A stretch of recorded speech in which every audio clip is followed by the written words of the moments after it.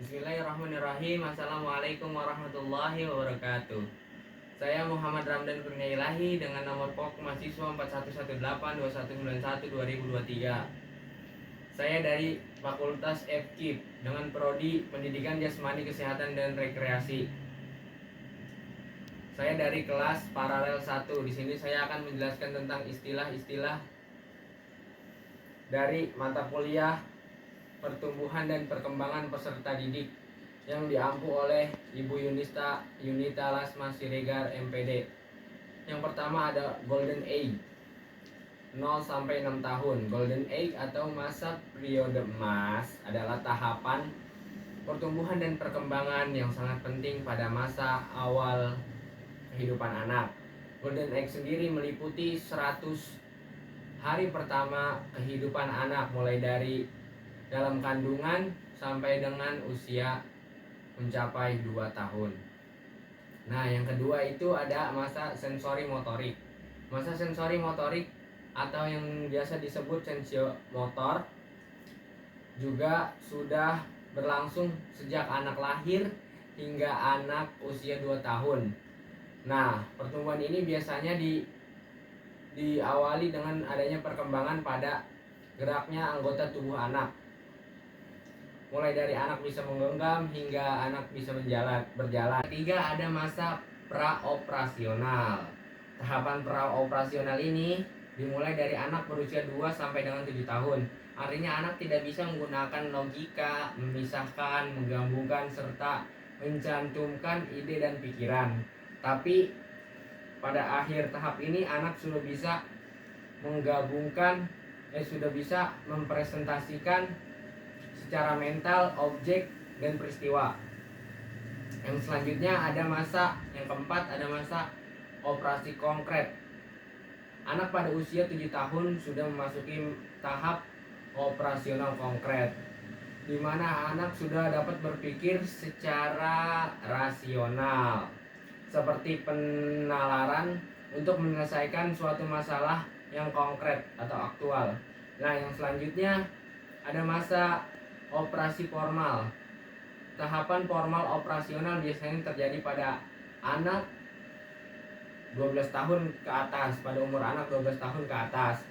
Periode ini anak dapat menggunakan operasi-operasi konkretnya untuk melakukan operasi yang lebih kompleks. Yang selanjutnya ke-6 ada adolescent atau remaja, merupakan periode kritis peliharaan dari anak menjadi dewasa. Nah, pada masa remaja terjadi perubahan hormon, psikologis, terus fisik dan juga sosial yang berlangsung secara sekuensial. Nah, yang ketujuh yaitu ada afektif. Afektif adalah segala sesuatu yang berkaitan dengan minat, sikap, watak, perilaku, emosi, serta yang ada di dalam diri setiap individu. Nah, afektif ini sudah mencangkup ke dalam atau ada kaitannya dengan kognitif. Nah, yang selanjutnya kepribadian. Kepribadian adalah keseluruhan cara seseorang individu dengan atau berinteraksi dengan individu lainnya. Nah, kepribadian seseorang itu berbeda-beda, ada yang supel, ada yang introvert, dan ada yang lenyi atau tidak punya tujuan. Kesembilan ada IQ. Nah, IQ itu ada tingkatannya. Tingkatan IQ seorang itu berbeda-beda, mulai dari 80 sampai 90 dikategorikan dengan IQ rendah atau sudah bilang normal. Nah, dari dengan 91 sampai dengan 110 itu dikategorikan dengan rata-rata, sedangkan dari 111 sampai dengan 120 itu sudah termasuk dengan kategori IQ tinggi atau IQ sangat normal. Nah, yang selanjutnya itu ada emotional quotient, adalah kemampuan seorang untuk menerima, menilai atau memelihara serta mengontrol emosinya, baik emosi diri sendiri maupun orang lain yang ada di sekitarnya. Nah, yang selanjutnya itu ada social quotient. Social quotient itu adalah kecerdasan sosial, di mana ini adalah kemampuan untuk mencapai kematangan pada kesadaran berpikir dan bertindak untuk menjalankan peran manusia sebagai makhluk hidup sosial. Selanjutnya ada bakat motivasi. Bakat dapat diartikan sebagai kemampuan bawaan yang merupakan potensi sejak lahir yang masih bisa dilatih atau dikembangkan. Kemampuan adalah daya untuk melakukan suatu tindakan sebagai hasil dari pembawaannya. Dengan kata lain, motivasi adalah sebuah proses untuk tercapainya sebuah tujuan. Nah, yang ke-13 ada hierarki kehidupan. Hierarki kehidupan manusia tersusun dalam suatu hierarki. Disebut hierarki karena memang manusia memenuhi kebutuhannya secara berjenjang. Jika manusia itu sudah mencapai tujuan yang satu, nah berpindah ke satu yang lain lagi. Nah, yang ke-14 ada PAUD. PAUD adalah akronim dari pendidikan anak usia dini.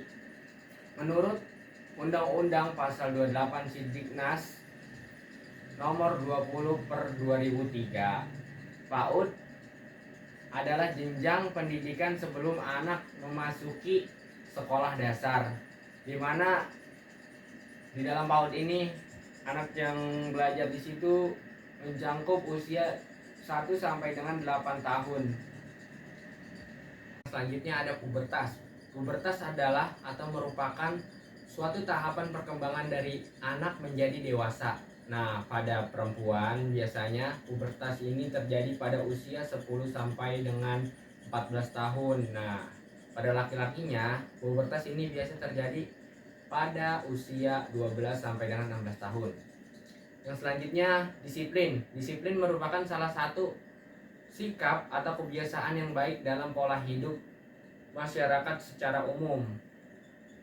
Yang selanjutnya lagi ada bimbingan. Bimbingan adalah bantuan yang diberikan kepada individu atau peserta didik agar nantinya atau kedepannya potensi yang dimiliki mampu dikembangkan. Yang selanjutnya ada ingarso sungtuludo. Memiliki arti bahwa seorang guru di depan harus bersikap baik atau mampu menjadi contoh yang baik di depan anak muridnya. Yang 19 itu ada ing madya mangunkarso. Ing madya mangunkarso berarti bila guru berada di antara anak didiknya, maka guru harus memberikan inspirasi atau motivasi sehingga nantinya anak muridnya bisa percaya diri dalam belajar atau lebih maju lagi dalam belajar. Nah, yang terakhir yang ke-20 ada Tutwuri Handayani, memiliki arti bahwa guru di belakang anak didik diharapkan untuk memberikan kepercayaan dan melakukan tugasnya dengan baik. Semboyan ini diwujudkan dengan pemberian tugas maupun tugas belajar secara mandiri. Baik, terima kasih. Mungkin itu saja yang saya sampaikan, kurang dan lebihnya mohon maaf apabila ada kesalahan-kesalahan yang dalam berucap. Wassalamualaikum warahmatullahi wabarakatuh.